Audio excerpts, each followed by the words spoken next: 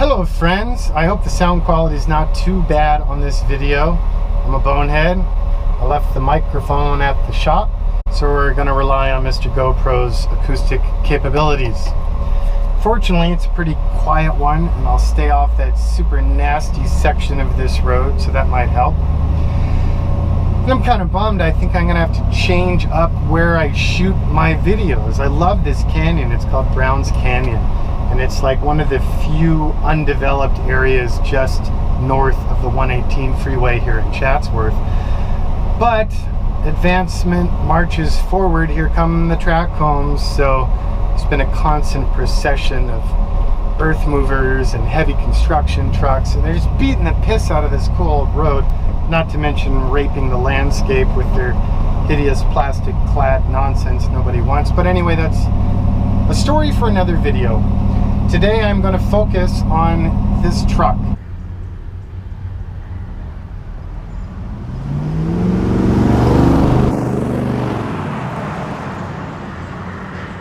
This is one of the Icon TRs, or Thriftmasters. This is number 5. We haven't built too many of these. Unfortunately, they're brutally expensive, even by kind of our standards, but it's because I went nuts on it, on all the details, and I'm glad that I did. I'm proud of the finished results, and it limits the market, but the reality is we're quite busy and can only build maybe 3 a year anyway, and we have sales taking us through next year on them already.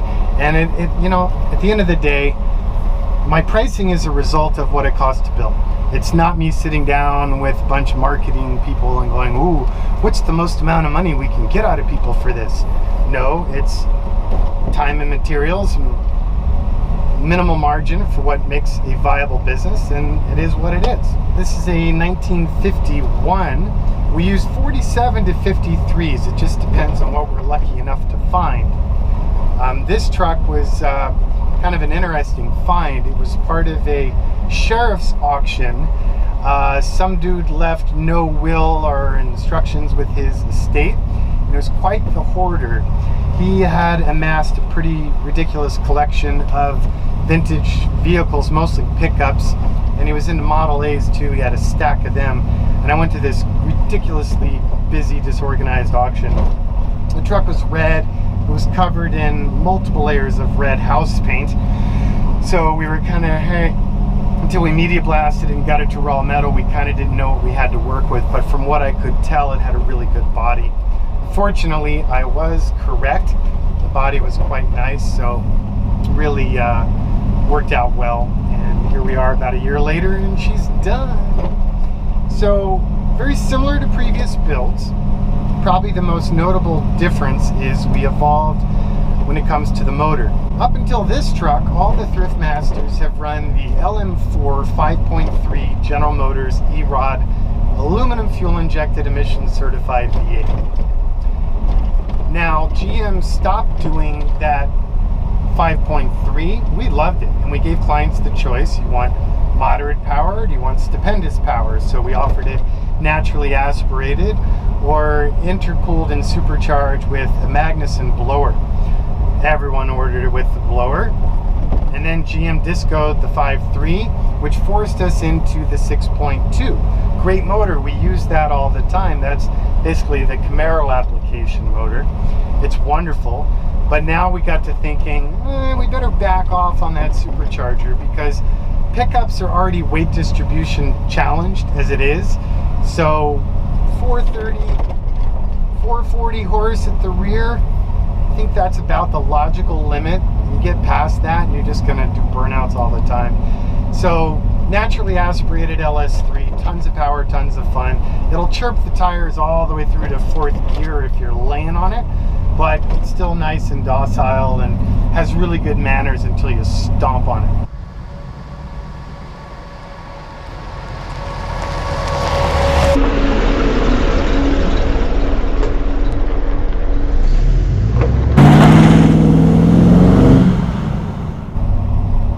So another graphite finish, semi-gloss matte gray.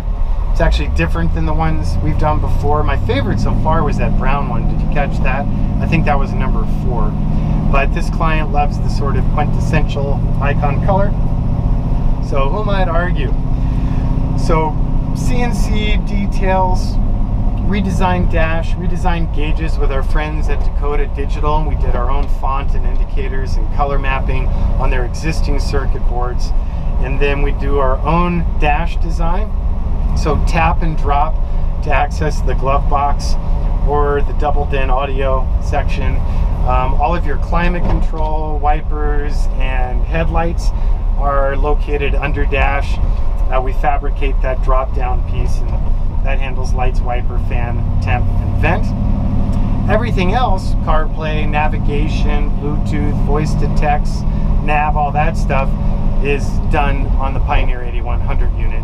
And the thing with that screen is, I love the utility of it, but I don't want to look at it. So we designed that tap and drop setup. There's little gas shocks that we actually repurposed from the RC car world, from like RC Traxxas suspension. And they're gas charged, so we can fine tune the rate of speed for that opening door. It's an hour eater, but it's really kind of key to the style and look of the truck. Other CNC'd bits include the hardware for the seat, the hinge point and recline handle, the armrests, door handles, interior and exterior, as well as the interior window regulator. We designed that to look very stock. We kept it like an analog window, which you push down for power down and you push up to power up. That's done with a company we've been working with for a while now called New Relics. Really happy with that. Custom steering wheel that's like the Tri-5 Chevy passenger car, but scaled down so ergonomically it's a better fit. That's attached to an I Did It column made to our specs based on the traditional GM architecture. And column shift. We also offer these with a manual trans, but again, everyone's ordered the automatic so far. CNC'd sport pedals, the fire extinguisher hiding under the seat, American bison hide for the seat upholstery, Tempur-Pedic foam underneath, no springs. The seat bottom is designed so that it articulates up, which allows you, I guess it was intended to be additional storage space, but I kind of gobbled up all that usable space for electronics. So we have the Audison Bit 1 digital controller for the full digital sound system, as well as the amplifier. Our main fuse panels is all hidden underneath that seat. All the glass is obviously DOT tempered safety glass, and the tint is between the layers of the temper, so it's not a film, which is a nice detail. Usually we've done more conventional sun visors, but with the weight of the bison hide, they kind of wag because they don't have a center anchor. It drove me crazy. Clients didn't seem to mind, but it drove me nuts. So we decided to work further with the guys at Rosen, and we developed our beloved aircraft visors and just changed the design of the shank to make them compatible with the TR. You got an Alcantara headliner, pretty much designed to disappear. Does that pretty well. 3-point belts for safety. And you've got German Hoggotten square weave cockpits. And those are edge hemmed in the bison and then backed in Dynamat. Speaking of Dynamat, copious amounts of insulation and soundproofing. So the entire cabin, floor, doors, rear section, firewall, and roof, and that makes a really nice difference. And then on top of that, you have the heat-cured polyurea that's sprayed upon the inside floor and firewall surfaces, as well as the underside surfaces of the body after paint, but prior to final assembly. The wood on this truck's going to Hawaii, and we really wanted to do koa wood. It's so beautiful, but it's an endangered species, hard to find, and by the time we found a guy who had it, the wood was still green, and it was going to take a year for it to acclimate and be ready to use. So we had to make a different decision, but since we knew the color palette of the truck, we decided to stick to something that's unique but super durable. So we picked out this cool Brazilian wood, which is super hard, super dense, and has a really beautiful grain variation going through it. It works out nice. You'll notice in the back we have a hidden reverse camera that's tied to the Kenwood head unit. We also have reverse LED clear lights. We CNC those and insert them into the edge of the rolled section of the bed sides. Traditionally, it's kind of an unfinished area and hard to get paint in there anyway, so we thought, how do we do it? What do we do? So we decided to repurpose it for reverse lights. Glad we did. Tail lights are just beautiful functional sculptures. Those are done by our good buddies down at Greening, wonderful hot rod builders down south. They were making these for another application. I fell in love with them, reached out, asked them if they'd tweak them a little bit, make the tulip bases to match the Thriftmaster bed, and they work out really nice. And those are LED with a nice prismatic effect on the lens, just kind of simple.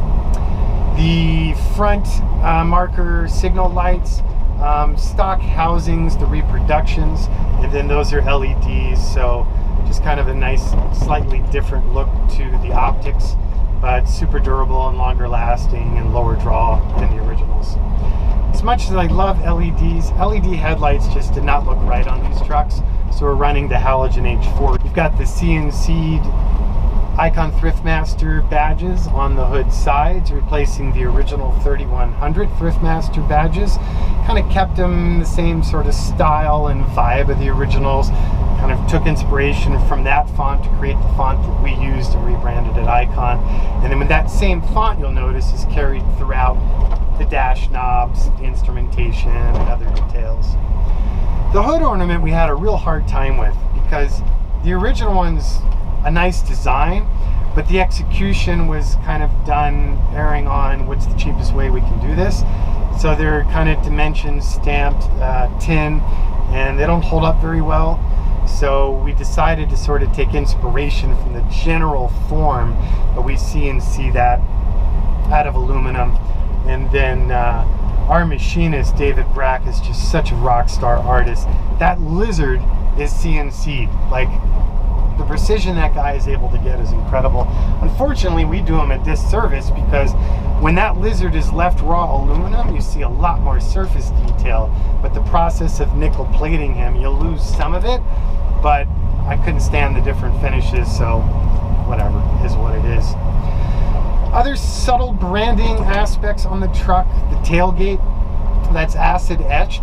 We wanted to do a stamped tailgate, but we got a quick reality wake-up call when we got the tooling quote to have that done. Not gonna fly.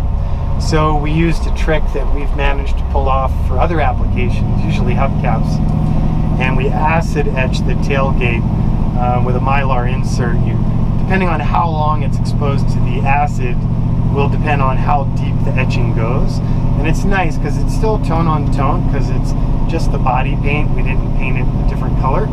So you don't really notice it unless the light hits it just right. Oh, brakes, that's another thing we changed. No, Art Morrison's our chassis partner on pretty much everything. On the TRs thus far, we're running 4-link rear with Johnny joints, independent front suspension, rack and pinion power steering, 20-to-1 rack, and Willwood 6-piston front, 4-piston rear. Up until this truck, we had been running vacuum assist master, but I'm a big fan of Hydro Boost. So this truck, like many other of our projects, has now evolved to a Hydro Boost master.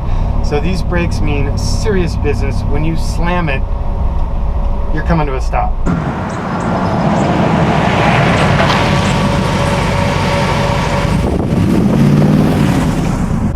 See what I mean?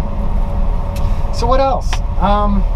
Guess that's it. You know, there's more details covered on the other videos for this model, but I think that's enough without boring you. So as always, thank you again for taking the time to watch my videos. Please keep in touch. Feel free to call us, 818-280-3333. Website's icon4x4.com.